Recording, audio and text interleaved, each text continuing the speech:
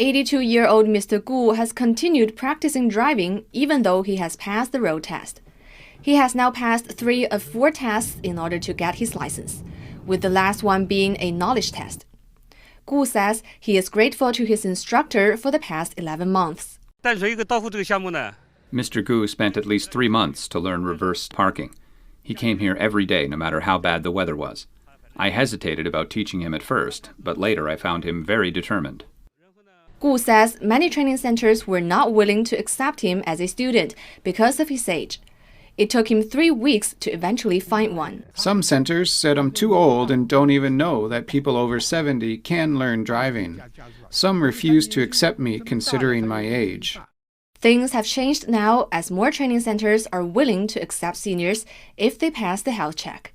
I'm not worried about teaching the elderly now. As long as they have determination to learn, I have confidence in them. Gu is now preparing to take a knowledge test on traffic regulations.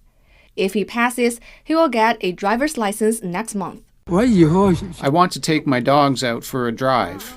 499 people over 70 years old have taken driving lessons, with 322 already getting their license. Traffic authorities say drivers over the age of 70 are required to pass a health check each year in order to continue driving.